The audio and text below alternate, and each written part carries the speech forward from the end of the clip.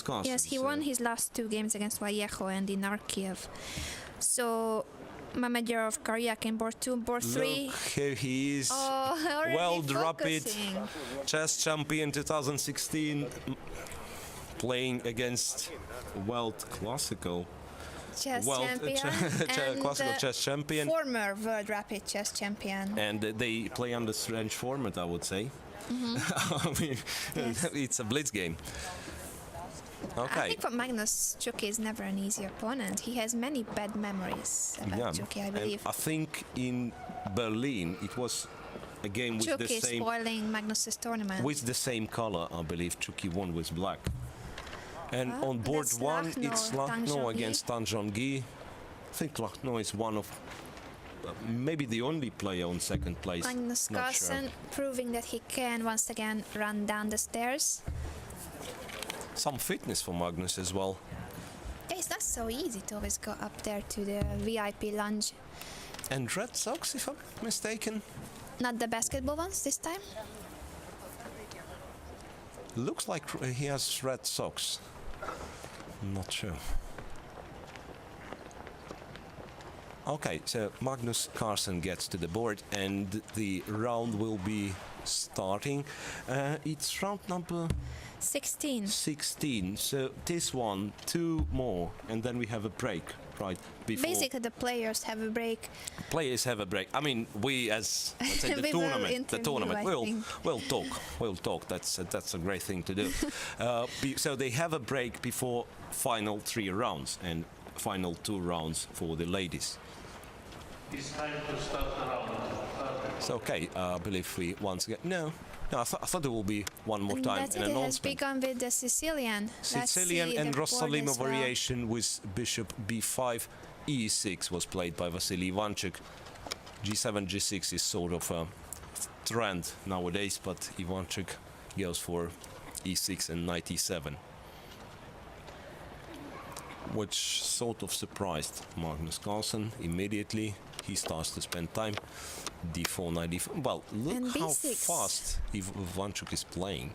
And b6 is something I can't recall seeing in this position.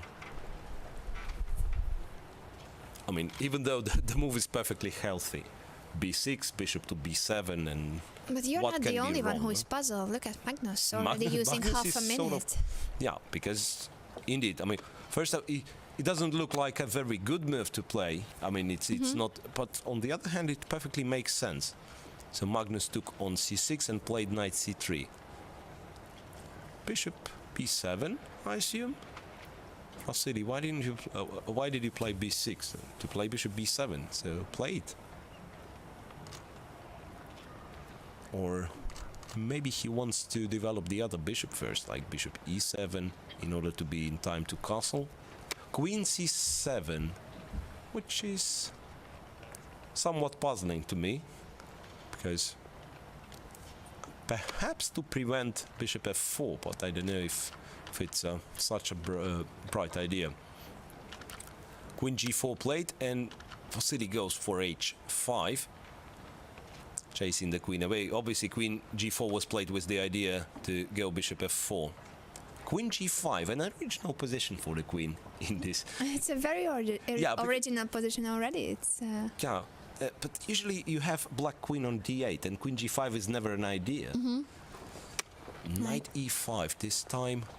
So what's after bishop f4 would be my question. Bishop f4. This is the move. Magnus plays. Look what happens. f6 and queen g6 check. what a position. Queen g6 Yeah, so you can exchange check. queens you by can taking take on it. g6, but Magnus is usually fine with all those endings. But it's Vassily taken. takes Nevertheless, bishop because c7, what else could you a6. do? Move the king was really... Yeah, a6, chasing the bishop away, but now your b6 pawn is hanging. If you go b5, he goes b5, then a4 is always in the air. Look, I'm thinking of an interesting idea. Yes, a4, b4, and knight b5. Will he play knight b5? Not really. No, knight b1. Of course, it's very easy to sacrifice pieces when you're not playing the game, but just talking. Knight b5, though, was an interesting idea, because black knight was far away. Okay, forget it. Rook a7. Bishop a5. So bishop has no moves at all, but will be... well, it pressurizes the b4 pawn. Knight e5 now. Knight will go to c6 later on. Knight b3, bishop back to e7. There is nothing wrong with it. I kind of like Ivanchuk. There is something wrong with it. Bishop b6 and a5. But I still sort of like Ivanchuk's position. Maybe not for... Bishop e2 was played to keep the Bishop e2. Yeah, so he decided to keep the bishop. Vassily had a chance, though, to take on g5, look at that. g5 to stop f4. That's a logical one. So he grabs some space. Yes, you keep the e5 spot for the knight. As long as knight is on e5, black can't be too bad. Bishop to b7, then bishop to c6 later on in some positions. Against the b7 bishop and strengthening the pawn, of course. Rook to c8. So a pressure on c2 applied. Rook t2.